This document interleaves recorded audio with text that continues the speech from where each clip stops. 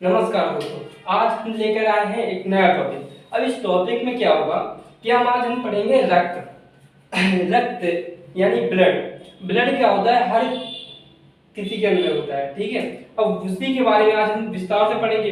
विस्तार से क्या पढ़ना है तो आज देखते हैं क्या पढ़ना है। ब्लड। जब बात करते हैं हम ब्लड की तो ब्लड से आता है रक्त। अब कहते हैं रक्त है क्या? रक्त कैसा दिखता है? क्या होता है, कैसा होता है? तो आज हम उसी के बारे में पूरी चर्चा करेंगे। रक्त के ऊपर। रक्त को हिंदी में बोलते हैं रुधिर। रक्त के अंदर दो चीजें विशेष रूप से पाई जाती हैं। यह इसकी बता दिया जाए कि मानव शरीर में विशेष प्रकार का तरल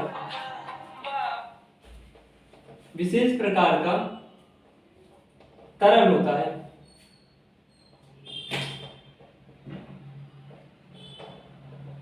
क्या होता है? विशेष प्रकार का एक तरल होता है हमारे शरीर में। अब ये तरल होता है तो कैसा दिखता है, तो इसके अंदर क्या क्या होता है वो हम देखेंगे आज। तो इसके अंदर होता है प्लाज्मा होती है, और इसके अंदर आरबीसी, डब्ल्यूबीसी और प्लेटलेट्स होते हैं। ये मुख्य चीजें होती हैं संगठित पदार्थ के रूप में। ये संगठित पदार्थ के रूप में क्या होती है? क्या कर आरबीसी, डब्ल्यूबीसी और प्लेटलेट्स।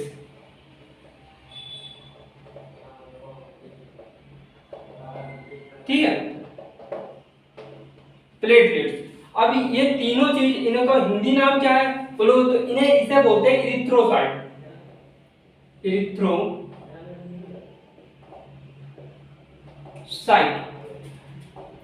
हिंदी में बोलते हैं लाल रुधिर कणिका।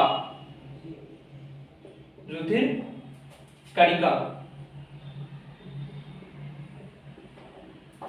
कणिका है या कणिका। डब्ल्यूबीसी को श्वेत कणिका।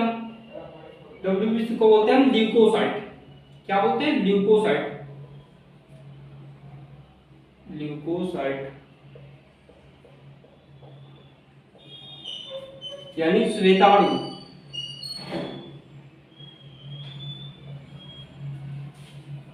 प्लेटलेट्स को बोलते हैं थ्रोम्बोसाइट।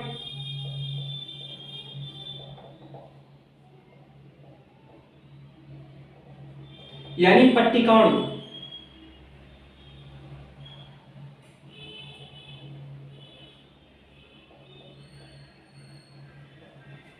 पट्टिकाणु। अब इनकी ये हो गए हिंदी नाम, वैज्ञानिक नाम, ठीक है। अब हम बात करते हैं प्लाज्मा की, जो उसके अंदर ज्यादा मात्रा में होता है। रक्त के अंदर ज्यादा मात्रा में क्या होता है? प्लाज्मा होती है। प्लाज्मा का 55% प्लाज्मा होती है हमारे रक्त के अंदर। और ये क्या होता है? हल्के पीले रंग का पदार्थ होता है।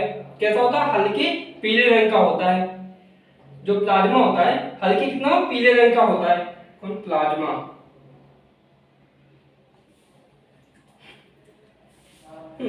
प्लाज्मा क्या होता है? हल्के पीले रंग का एक तरल पदार्थ होता है। और इसके अंदर क्या पाए जाते हैं? इसके अंदर प्रोटीन्स पाए जाते हैं। अब प्रोटीन्स में कौन कौन सा प्रोटीन, उनके नाम भी देखेंगे। इसमें 6 से 8% तक क्या पाया जाता है? प्रोटीन। इसके अंदर 6 से 8% तक प्रोटीन की मात्रा होती है। प्रोटीन की मात्रा होती है, प्रोटीन पाया जाता है। अब ये प्रोटीन क्यों पाए जाते हैं? तो ये जो प्रोटीन होते हैं ये कुछ ऐसे प्रतिरक्षी का निर्माण करते हैं जिसके ऊपर अंदर उपयोग किए जाते हैं, ठीक है। जिनके नाम होते हैं फाइब्रिनोजन, ग्लोबुलिन,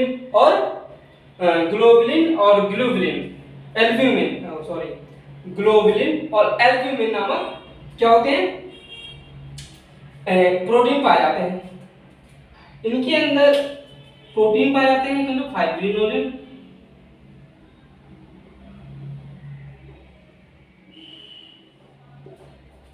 ग्लोबुलिन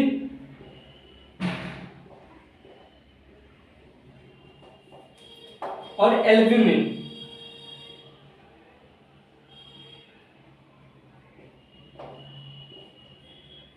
ठीक है, ये पाए जाते हैं। और इनके क्या काम होते हैं वो देखते हैं।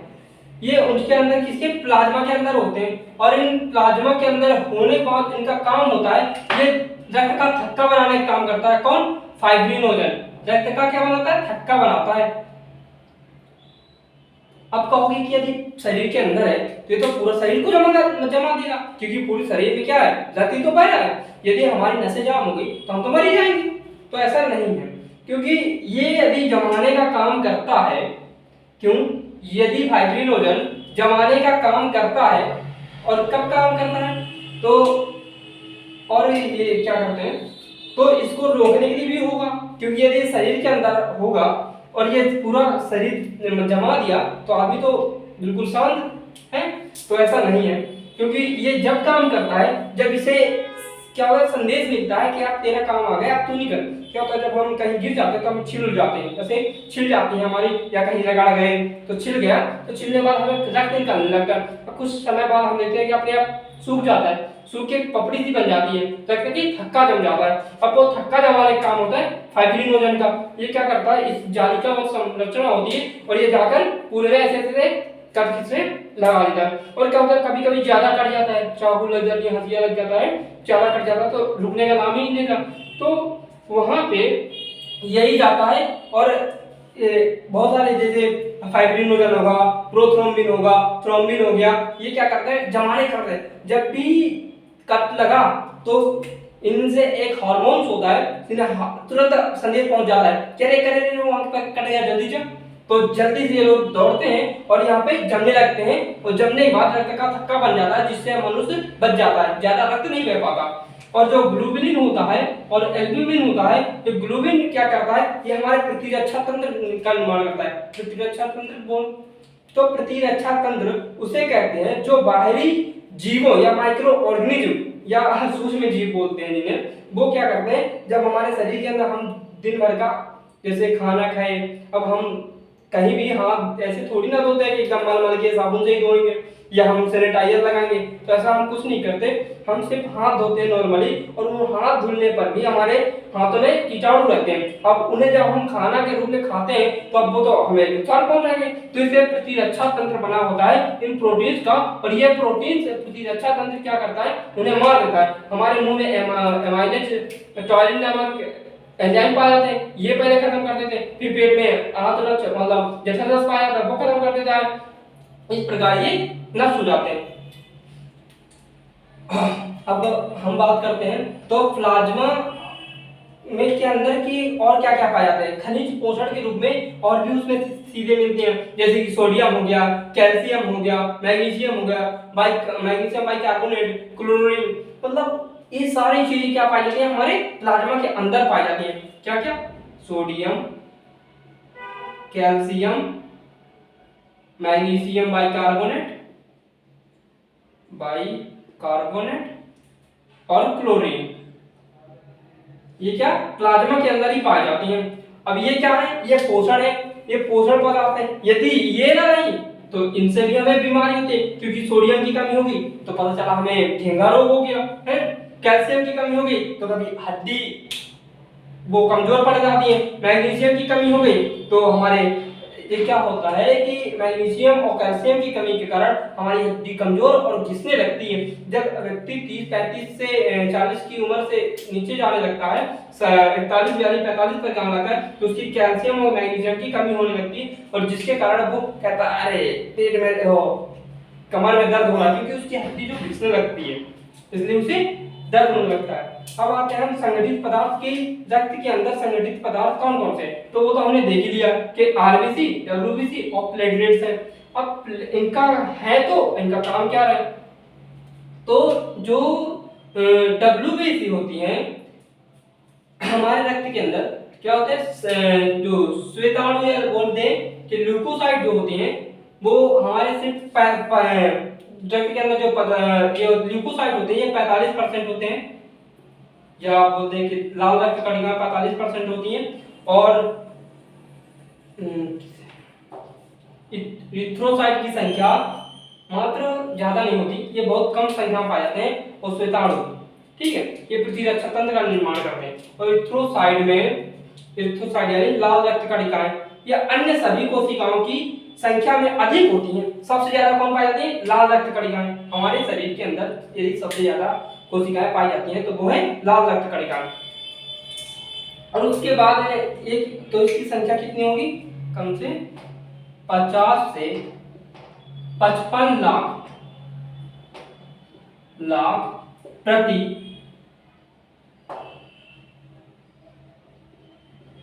घन मीटर, मिलीमीटर, मिलीलीटर, लीटर। ठीक है, कितने ये रक्ताणु यानी इरिथ्रोसाइट लाल रक्त कणिकाएं, रक्त कणिकाएं कितनी पाई जाती हैं हमारे रक्त के अंदर, जो इरिथ्रोसाइट होते हैं। अब हम आगे देखते हैं, थोड़े से मिटा के लिख के देखते हैं। Running low and performance is declining.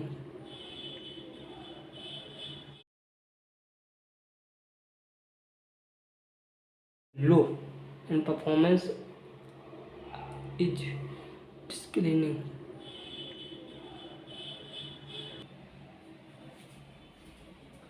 तो जो लाल रक्त कणिकाएं हैं ये हमारे 50 से 55 लाख होती हैं प्रति घन मीटर में, लीटर में। ठीक है, अब इसके अंदर जो ये कहाँ बनती हैं? तो बनती कहाँ? ये हमारे अस्थि मज्जा में बनती हैं और वहीं से इनका निर्माण होता है। वहीं बनने के बाद इनकी जो आकृति है ये केंद्रक अभाव होता है इनके अंदर, मतलब इनके अंदर केंद्रक नहीं पाया जाता। तो जब ये बनती है और ऐसे ऐसे दिखाई देती है, ऐसे ऐसे, मतलब ये थोड़ी आकृति इनकी नहीं बन पा रही।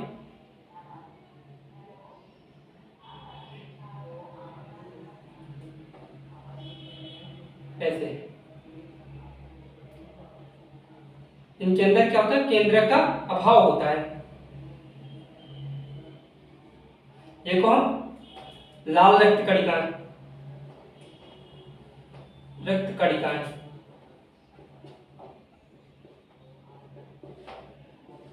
ये लाल रक्त कणिकाएं हैं।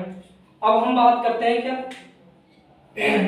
इनके ऊपर हीमोग्लोबिन, लाल रक्त कणिकाएं जो होती है हीमोग्लोबिन के कारण लाल होती हैं। हीमोग्लोबिन, जो हीमोग्लोबिन होता है वो प्रति 100 मिलीलीटर रक्त में लगभग 12 से 16 ग्राम होता है। हीमोग्लोबिन कितना होता है रक्त में? 12 से 16 ग्राम। अब हीमोग्लोबिन की जो क्या होती है लाल रक्त कणिकाओं की औसत इरिथ्रोसाइट की जो आयु होती है वो 120 दिन की होती है। कितनी होती है? 120 दिन की। हम ऐसे शॉर्ट में पढ़ेंगे, ज्यादा डीपली नहीं जाएंगे। अब और इसका बोले तो ये नष्ट कहाँ होती है? तो ये होती है प्लीहा में, इस प्लीहा में हमारे, क्योंकि प्लीहा को आरबीसी का क्या कहा जाता है? कब्रिस्तान कहा जाता है। अब आते हैं हम ल्यूकोसाइट में। तो ल्यूकोसाइट क्या होता है? इनमें हीमोग्लोबिन का अभाव होता है और ये केंद्रक युक्त होती है। इनमें केंद्रक होता है, ये रंगहीन होती है। यदि हीमोग्लोबिन नहीं होगा तो उसमें रंग ही नहीं होगा, और रंग नहीं होगा तो ये कैसे होंगे? सफेद होंगी। इसलिए इन्हें क्या कहते हैं? ल्यूकोसाइट को हम श्वेताणु या श्वेत रुधिर कणिकाएं बोलते हैं। ये कितनी होती है? श्वेत ल्यूकोसाइट यानी श्वेत ल्यूकोसाइट, श्वेताणु, श्वेताणु या श्वेत कणिकाएं, श्वेताणु। ठीक है, ये होती है 6000 से 8000 तक मिली प्रति घन मीटर। इनकी जो जीवन अवधि होती है वो बहुत कम होती है और ये 2 भागों में बटी होती है। अब 2 भागों में बोल दोगे कौन सी में? तो एक होती है कणिका युक्त और एक होती है अकणिकामय। मतलब इनमें एक तरफ पाई जाएगी कणिका युक्त और दूसरी तरफ अकणिकामय। अब कणिका युक्त और अकणिका युक्त क्या होती है? तो हम वो देखते हैं। कणिका जो युक्त होती है, जो कणिका में पाई जाती है और अकणिका में पाई जाती है, वो देख लेते हैं। तो कणिका में 3 पाई जाती है, न्यूट्रोफिल, न्यूट्रोफिल, बेसोफिल,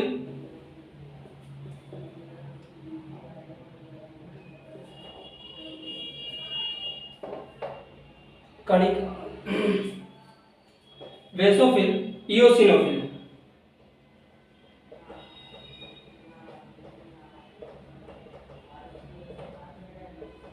ये क्या होती हैं? कणिका युक्त होती हैं। अब अकणिका में क्या पाई जाती हैं? तो अकणिका में जो पाई जाती हैं वो होती है न्यूट्रोफिल, बेसोफिल नहीं, अकणिका में हमें लिम्फोसाइट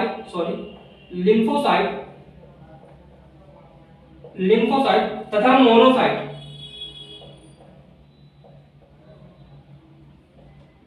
ये क्या होती है? अकणिका में होती हैं और ये कणिका में होती हैं। अब इनका क्या काम होता है? तो न्यूट्रोफिल पाई जाती है कितनी? 60 से 65%, 60 से 65% क्या न्यूट्रोफिल्स पाई जाती हैं और बेसोफिल्स पाई जाती हैं 0.5%। अब ये इतना ज्यादा क्यों पाई जाती है? आप देखते हैं इसके आगे, ठीक है।